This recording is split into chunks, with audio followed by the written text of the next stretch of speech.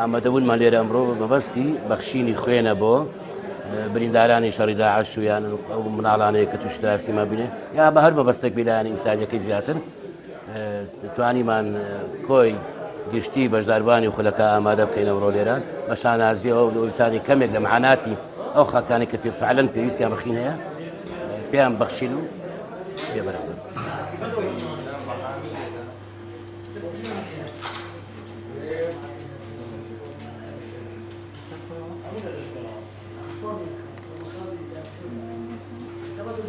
ئەمە هاتین ئەوڕۆ کە گرۆبەچی لیشی جوانی خینی دەدەین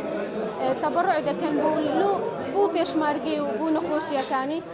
هیوادارین ئەو خینە بە سوود بی ئینشاڵڵا. پێویستمان زانێت کە وەرشوانانی شاری هەولێر لە یاری لێژ جوانی هەموو کۆبکەینەوە لە یاریزان لە ڕاهێنەر لە ناوبژوانەکان کەوا بیرۆکێکماندانە کە ئەمڕۆ زۆر گرنگە زۆر پێویستە لۆ برای پێشمەرگە قارەبانەکانمان کەوا پێویستیان بە خوێن دەبێت ئینشاڵڵا پێویستیان پێ نابێت.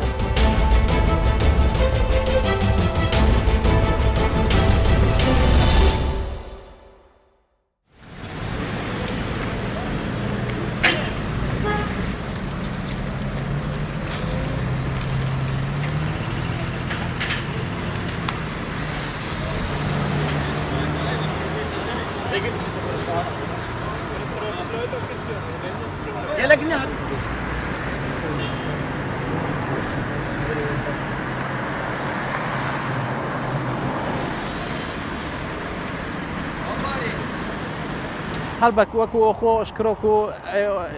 جەوێ ئەوە مدەکە گەلک تووز و ئەو کە بوونە سەر تڕک فلۆیتۆ احتیمۆلە بوو جێ هەندێک و مەسەلەن خۆستەن تڕک فلۆیتت مە دیۆر نەتکردن مەسەلەن لەو مۆ ماڤڕووی زۆنی کو ئەم هەموو بۆن تڕک فلۆیتۆ جۆرە کۆدی سەخبیرکەینەوە کۆ هەر ئەوەک تێدا بیت تۆی بەت پۆقشکەینەوە جۆرە کۆدی و دۆ نیبنەوە جۆرە وەک شوفێرێک بۆژەرەوەکرێ ئەس کۆرەکێ یعنی کارێکی جوان بینم که ئەڤروکە پۆلیسێت هاتوچوونێت پێڕا بین کارە قاپۆکشکەن و ترافیکا پاکشکەن ئەوە زستان سەردەوت و پۆیزە زۆر پیس ببوون یعنی بوومە باشە و هەم هێمایەکی جوان دەداتە باژارێ ما و تشتێکی جوانە زۆر دەستخۆشیێل پۆلیسێن هاتوچووە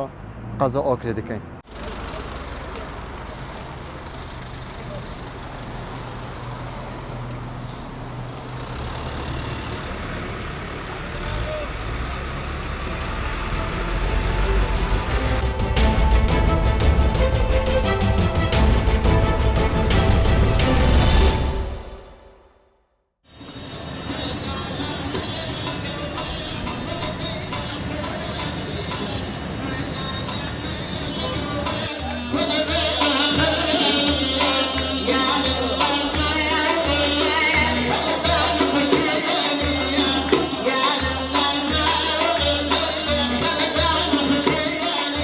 ڕێکەوتی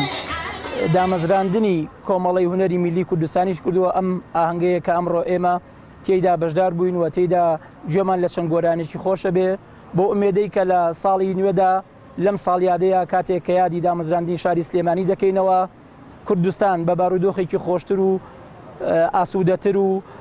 ژیان تیا بەختەوەرتر بێت.